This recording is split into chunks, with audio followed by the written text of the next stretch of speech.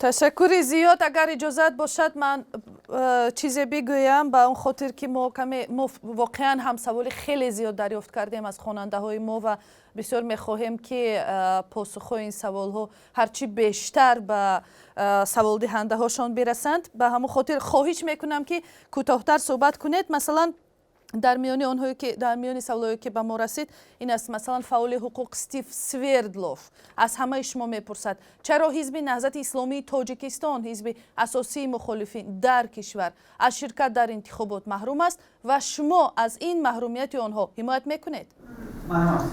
چون حزب در فضای سیاسی کشور وجود ندارد، این تشکیلات تروریستی و اکستریمیستی حزب نهضت اسلام با حلنامه صدور جمهوری تاجیکستان همچون تشکیلات تروریستی اکستریمیستی اعتراف شده است و در فضای سیاسی کشور چون حزب سیاسی وجود ندارد. وقتی که ما حزب نهضت اسلام بگوییم امروز ما فعالیت او در جمهوری تاجیکستان من کرده شده است، حالت‌های بی‌نهایت شدید دوره اولی استقلالیت پیش نظر میاد.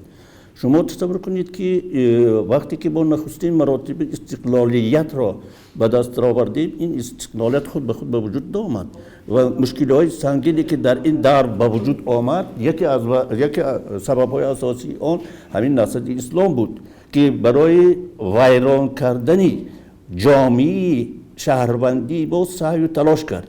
امروز یکی از وظیفه‌های مهمترینی که در جمهوری تاجیکستان است این با وجود آمدن صلح و وحدت.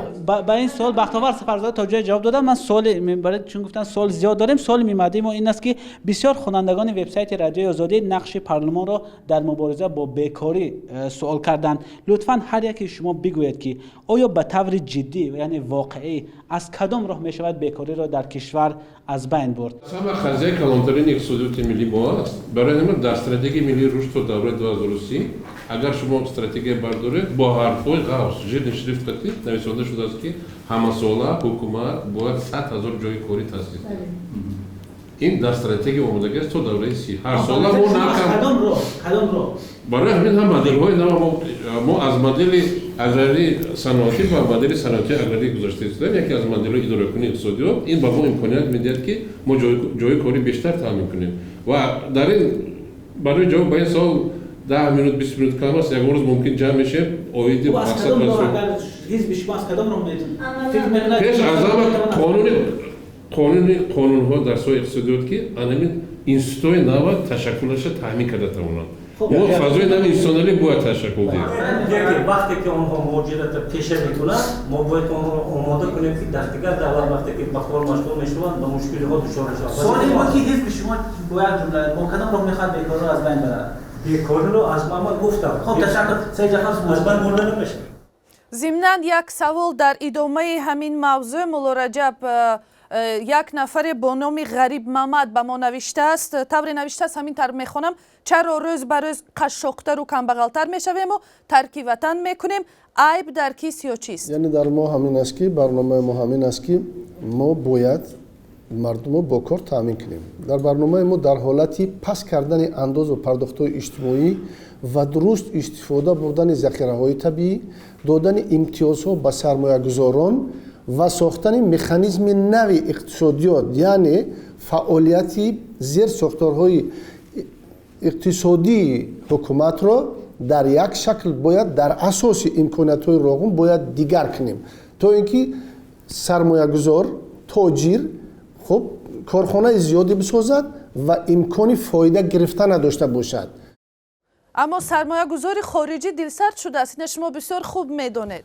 خب ببینید حقوق دارد دلسرد شود، نخواهین وطن ما است که با در نظر داشتی امکانات‌های بودجه، یعنی قسم درآمدی بودجه، ما مجبور بودیم که بعضی اندازها و پرداخت‌ها را بلند کنیم. این چونی بعضی عهده‌داری‌ها در شرطنامه‌هایی که ما قرض گرفتیم، از جمله در بلند کردن نرخ برق برای دادن مثلا قرض بود و این همون سرمایه‌گذاران خارجی به ما در اونجا پیشکی گفته بودن در همون حالت به ما قرض میدن. یعنی در برنامه ما در همین حالت ما میتوانیم در حدود یک سال 5-6 میلیون جای کاری زیادتر کنیم، نه اینکه 1 میلیون یا 100,000. 5-6 میلیون.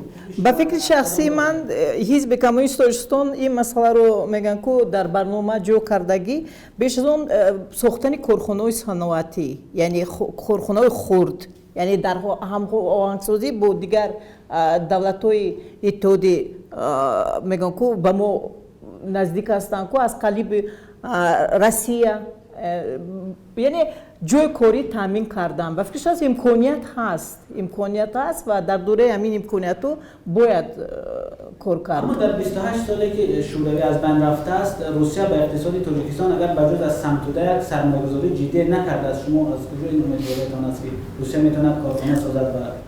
نه من گفتم روسیه کارخانه نسازد و میگه که در همبستگی اگر شده امکانیت پیدا شد، یک فضای اقتصادی اگر پیدا شود در دولت، چرا نه؟ میشود شاید. نسبت به اینکه ما صاحبکاران دستگیری نمیکنیم، دستگیری دولتی کم است. من با گفتم که ممکن اون تغییرات و قانون و بودجتی که ما هر سال قبول میکنیم به مثال عادی در یکونیم سال اخیر بودجتمون سالی گذشته 23 میلیارد بود، سالی گذشته با نیم سالی ما با مبلغ 5 میلیارد سومونی سبکی اندازی گمرکی پیشنهاد کردیم برای صاحبکارا، برای رشد صاحبکاری، برای اون که مبلغ وارد شود از دیگر دولت‌ها در اینجا ما جای کاری تشکیل کنیم. جای کاری تشکیل کنیم، اقتصادیات رشد کننده باشد، اقتصادیات استوار باشد. این چیزا ما باید دونیم. بعضی‌ها میگن که من سایه کشاورزی دستگیری نمی‌یابد. برای اون که بسیار بلاک سایه کشاورزی، رشد چهاربرداری، پرنده‌پروری رشد کنند، ما پور واردات محصولاتی که برای استحصالات است از انداز از برج گمرکی آزاد کرده هستیم. اما در میان شرکت‌هایی که از انداز آزاد شده اند بیشتر شرکت‌های ویژه هستند، شرکت‌های نزدیک به حکومت هستند و شرکت‌های دیگری که کاری عملی میکنن اذیت میشوند. من یاد دارم اولین بابایف سابق رئیس حزب اصلاحات اقتصادی در یک مثال بسیار ساده گفتند از یک سامانی درآمدی که صاحبکار به دست میآورد 80 درمش به انداز و خرچ‌های دیگر میرود. 20 درم با 20 درم و نه رشد کرده میتواند نه پیش رفت. تغییر رو با بودجتی که هر سال قبول میشه در اونجا نام شرکت‌ها نیستند. در اونجا سبکی با تمام صاحبکارا قبول کرده میشه. شما شرکت‌های اقلیت هم پارلمان از انداز آزاد میکنن. بعضی شرکت‌هایی که برای رشد ساحه‌ها بعد هفته گذشته اون تغییرات با قانونگذاری جاری که قبول شده بود برای شفاف کردن استفاده بری برق بود. برای اینکه همون تجهیزات بیلینگی که وارد کرده میشود تلفات ما 19% از برق. حالا اینکه نرم‌هایی که قبول شده 9%، 10% برق تلفات زیاد شده است. برای بعضی شرکت‌هایی که شفافیت استفاده برق و غنی‌گردانی بودجه لازم هستند، اونها البته آدرس دستگیری می‌یابند. بیایید با این مسئله یک چکورتر نظر اندازیم. در دور شوروی تاجیکستان شورده از 2 میلیارد کیلووات انرژی می‌برد. در تاجیکستان 900 تا کارخانه صنعتی بود. چرا از 2 میلیارد کیلووات که اهالی تاجیکستان 24 ساعت تامین میشد. لیکن مسئله در چی؟ 900 تا کارخانه صنعتی 650 تاش خصوصی گردانده شده است تا امروز. از همین 650 تا همگی 50 تاش یا که از 1/13 قسمش از روی ساحش کار میکند. 600 تاش از روی ساحش کار نمیکند یا که همچون کارخانه برهم برده است. انا جای کار. یعنی یکی از پرابلم و مشکلات اقتصادی تاجیکستان این بی‌نظارت و غیر تعیینات اجتماعی آن خصوصی گردانی مالکیت دولتی است. این یک طرفش. دویم طرفش من دیروز هم گفتم امروز هم میگم که با مسئله چیل اینجا رئیس حزب دموکرات گفت با تشکیل کردن در یک سال 100,000 جای کار یگان پرابلم حل نمیشه. ما اگر این مسئله رو جدی نگیریم بیایید 100,000 ما امروز در مهاجران مهنت 1.5 میلیون داریم، دیگر در جمهوری تاجیکستان اهالی با بلاغت رسیده از وی بالاش با 1.5 میلیونش با بیکار است. اگر 100,000 جای کار تامین کنیم این با 30 سال در کار که همین 3 میلیون تامین کنیم. در 30 سال از جهت پرابلم و دموگرافی اهالی تاجیکستان 2 برابر زیاد میشه از بس که 2%. با یک پروبلم با میان میآید که از این زیادتر جوری کن. اگر ما حاضر هر سال 300,000 400,000 جای کار پیدا کرده نتوانیم، مردم از منتظر شدن علاقه بیزار می شود. و خیلی که دیدید من همه وسایل اخبار آمده است در یک سال 2019 45,000 مردم تاجیکستان شهروندی روسیه قبول کردند. یا که در دوام از سال 92 93 تا امروزه 605,000 شهروند تاجیکستان شهروندی روسیه قبول کرد. در دوام 30 سال با 70% مردم تاجیکستان شهروند روسیه میشه. مکانیزم من اقتصاددانم و 2 تا نوع اقتصاد هستم. وقتی که ما رقم‌ها رو تکرار می‌کنیم باید رقم‌ها ریالی باشه. ما 3,300,000 اهالی از جهت اقتصادی فعال داریم. یعنی این اهالی است که سینش از 16 تا 58 زن‌ها، از 16 تا 63 مرد هستند. آخرین رقم رسمی که علاقه اعلان شد 486,000 مهاجر مهنتی در روسیه داریم. میلیون نیست. این رقم‌های رسمی هستند که علاقه با ما فدراسیون رسمی تاجیکستان نه. بیاید من شما مکتوبی که آورده است من شما میتونم در پارلمان این چیز است. این یعنی اون 600-800 کارخانه که در دوره شوروی کار میکرد از جهت تکنولوژی و کارخانه کودک بودند. محصولاتی که در دوره شوروی ما استحصال میکردیم و تجهیزاتی که سال 50-20 سالگی بود و تجهیزات با اون محصولات رقابت‌پذیری که در دیگر مملکت خریداری شد ما استحصال کردن نمیتونیم. تکنولوژی نو برای تکنولوژی نو وارد کردن مبلغ در کار است. اینوستیسیون در کار است. ما یکی بار وقتی که بودجه 15 ساله قبول کردیم حساب کردیم که برای عملی کردن استراتژی ملی رشد با ما 118 میلیارد دلار لازم است. این چیز رو حکومت میدونه در استراتژی آمادگی است. حتی ماتریس عملی کردن استراتژی ملی رشد با قدم به قدم ما چقدر همین چیزا رو چقدر حل میکنیم همش آماده شده است. در اینجا یک قضیه است. با کدام اصول ما این رو در عمل جاری میکنیم. این برنامه پیش از انتخاباتی ما همین است که اصول‌هایی که اون مقصدی که ما داریم در عمل جاری کردن اون را در قانون باید جور کنیم. و شما یک سوال اگر این باشه شما همین برنامه که با چند سال مردم تاجیکستان رو با کار تامین کرده است تا 2030 باید 1.5 میلیون جای کاری شود. هر سال 100,000. مسئله اول این است که حزب خلقی دموکراتیک تاجیکستان با برنامه‌های مشخصش که علاقه جای پنهانی نیست برنامه دولت سازی حکومت جمهوری تاجیکستان است و برنامه عملی پرزیدنت جمهوری تاجیکستان است چون پرزیدنت جمهوری تاجیکستان نامزد حزب خلقی دموکراتیک تاجیکستان است و برنامه حزب خلقی دموکراتیک تاجیکستان را عملی کرده ایستاده است. با این ما در دوره نوی رشد چهارم هدف استراتژی کشورمون رو اعلام کردیم که صنعتی کنونی با سرعت کشور است و همزمان رشد کردن شغل پرمحصول است. رشد شغل پرمحصول محض از صنعتی کنونی با سرعت کشور برمیآید. برای چی تو این دور ما شاید با سوال شود که برای چی تو این دور صنعتی کنونی با سرعت کشور رو هدف استراتژی اعلام نکردیم؟ چون که از لحاظ اینفراستراکتور امکانیت نبود. وقتی که ما میدونیم وقتی که معلم رحمت الله ظاهری سخن میگن ما از پی تامین برق تاجیکستان نبودیم. زنجیره یگانه آسیای مرکزی در دوره معین از جانب ازبکستان از ترکمنستان تاجیکستان با ازبکستان من یکدیگر رو تامین کرده میستادیم. ما از فکر تامین برق نبودیم از فکر تامین امنیت عضوقواری ما نبودیم چون که 15 جمهوری دیگر در سرباری خود داشتن گندم به تاجیکستان میفرستند تاجیکستان پخته را به دیگر دولت میفرستاد از پی یعنی یک دولت دیگر دولت بودیم. ما دولت مستقلی امروزه ما رو وادار میکند که از همه پهلوها ما امنیت استقلالیت هر یک پهلو رو علاوه تامین کرده توانیم. از این رو صنعتی کنونی با صورت کشور در اون زمینه برمیاد که ما اکنون با استقلالیت انرژتیکی دست یافته ایستاده ایم. عذرم تا آخر دست نیافته ایم چون که از لحاظ تامینات اهالی دست یافته ایم لیکن اون قدر کیلووات ساعتی که با حضور و به برکشی که داشته باشیم که زوادهای کلان فابریکاهای کلان عمل کند چونین نداریم. امروز پگاه با استفاده دادن دومین چرخه نیروگاه برق آبی راغون هم کیلووات ساعت برزیاد استحصال می شود هم کار نورک و سنگتوده یک و سنگتوده دو و بایغازی و دیگر سربند و دیگر нерӯгоҳи барқи обӣ сабук мешавад. Бо сабук шудан мо таъмини саноатикуниро таъмин карда метавонем ва барқи барзиёдро ба давлатҳои ҳамсоя ки чашм чор интизоранд ки кай барқи зиёдатиро мо ба онҳо фурӯхта метавонем, имконият пайдо мекунем, мефурӯшем ва бо ҳамин истиқлолияти иқтисодӣ онро дар маҷмӯъ таъмин карда метавонем. Аз ин лиҳоз ӯ рақамҳое ки маълум 1.5 миллион муҳоҷир дар берун аз кишвар меган, ин ба ҳақиқати воқеӣ тамоман созгор нест.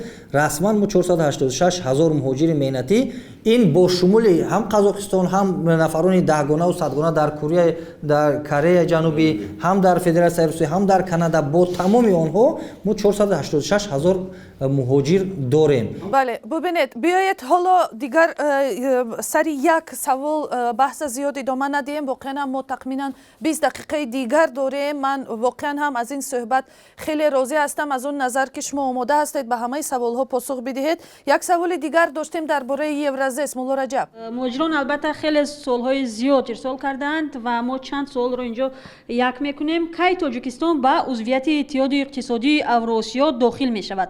Як нафар мепурсад, оё аъзои ҳукумат намефаҳманд ки ин ба манфиати муҳоҷирон аст, чунки аз кору даромади онҳо иқтисоди Тоҷикистон ҳам фоида мебинад? ҳамтор вақте ки мо вақти Евразес мегӯем, мо дохил шудани ҳастем, Тоҷикистонро мехоҳад, лекин мо дар кадом замина ба ҳамин ташкилот ворид мешавем. яъне мо вақте ки мо ворид мешавем, манфиатҳое ки мо мехоҳем, масалан он чи ки инҷа гуфтанд ки манфиатҳои иқтисодии худро мо дар ҳамин Евразес амалӣ карда метавонем ё ки наметавонем. лекин имрӯза вазъи имрӯзӣ ҳам иқтисодиёти мо дар он ҳастим, мо бояд баъзе масъалаҳоро дар дохили Тоҷикистон ҳаллу фаслу кунем. чӣ хеле ки дар инҷо гуфтанд масъалаи ба охир расондани нерӯҳои барқи обӣ вогун, вақте ки бо мекунем иқтисодиёт ба замина пайдо мешавад ки иқтисодиёти воқеӣ тараққӣ кунад. мо мисоли Қирғизистонро дида истодем ки дар кадом сатҳ аст. Фақат масъалаи ҳамло шудан ба Евразес, фақат масъалаи ҳал кардани муҳоҷирати меҳнатӣ ки баррасӣ кардан накунем. дигар масъалаҳое ҳастанд ки онро бояд Тоҷикистон аз нуқтаи назари манфиати худаш бояд ки онро ҳал кунад. масъалаи розигии худашро диҳад. таҷрибаи талхи дигар ҳамсояҳои республикаҳои ҳамсоя мо бояд ки такрор накунем. дохил шудан ба Евразис, бубинед, имрӯз як саволи бисёр ҷиддӣ аст. бисёр мушкилоти сахт аст. барои чӣ? барои ин ки мо ҳоло аниқ намедонем ки ворид шудан дар натиҷа ба мо чӣ мушкилото меорад. чунки мушкилото мебинем ки чӣ бигем, як баъзе мушкилото дар Қирғизистон, Беларусия, Қазоқистон мебинем. лекин новобаста аз ин бояд бо дар назардошти ҳамун мушкилотҳо, бо дар назардошти ҳадафҳои ҷумҳурии Тоҷикистон, манфиатҳои ҷумҳурии Тоҷикистон бояд дар ҳамун шартнома дард шавад ва бояд ворид шавем. чунки проблемаи номери як амният аст. амнияти моро ки метиҳад? Америка наметиҳад. амнияти моро 201 дивизия анамиҷа метиҳад. вагар не ҳами Афғонистон ҳамин як 4 толиб дуромада и армияи мо мебахшад барои тартиботи дурун аст. армияи мо барои қатъи толиби игил ҷанг карда қувват надорем. толиб ва игил Турчия, Турко, Эрон, Россия се давлат қатъи ҷанг кард, чанд сол зуршон нарасид. зур мо ба онҳо мерасад. яъне ки агар ҳузури Русия дар инҷа набошад, ба ҳамин об мебахшен дар рӯшон ҳамун дайрора саг мегзарад, шикам биштар намешавад. тозонора нест 50 сантиметраи об. дигар ки иқа мушкилото аз унҷа мешавад. ин як дигар не хуб мегзарем дигар масъала. хуб зина қати бизгарем. мама Раҷаб, хуб галуи бад нестим ҷура ҷон. дигарш ки масъалаи муҳоҷири меҳнатӣ албатта шаҳрвандои ҷумҳурии Тоҷикистон аст ки дар ҳолати ворид шудан муаффиятҳои онҳо бештар ҳимоя мешавад. онҳо бештар пул ба Тоҷикистон ворид мекунанд. шароити кории онҳо хубтар мешавад. дар дунё дигар давлате нест ки муҳоҷири моро ҳамихе бевиза қабул кунад ва тамоми ҷиноятҳоро масалан содир кунад. бо мо бирем бо биёремшун. хеле давлат оли даст ҳеҷ ҳам хеле ҳуҷ накардааст ба мора. мо ҳамақати виза мерем. дигар ин ки муҳоҷири меҳнатӣ пулша ҳамунҷа мустақим дар даруни буҷаи Тоҷикистон роӣ намекунад. пулша ба фарзанду наздикош роӣ мекунад. не ки ҳукумат ҳам дар муқобили ҳамин низоми давлатдорӣ дорад ки ҳамин пули вай ҳамута омада дар дасти занаш мерасад. дигар ин ки тамоми мол амвол хона у дар гов гусалай вара ҳамин ҳукумат ҳамин милиса нигоҳ мекунад дохил анамиам хизмати давлат аст бигем агар ҳамин ҳукумат барои муҳоҷира ҳечи накардааст ин бисёр нодуруст аст дуруст аст шаҳрвандони мо аст дуруст аст мушкилот аст лекин ҳамин касофати давраи гузариш анам ҷанги шаҳрвандӣ аст дар ҳақиқати ягон ҷои шак нест ин салоҳияти ҳукумати ҷумҳурии тоҷикистон аст ба ҳамед ягон кас дигар нашавад ягон кас ин масъаларо ҳал намекунад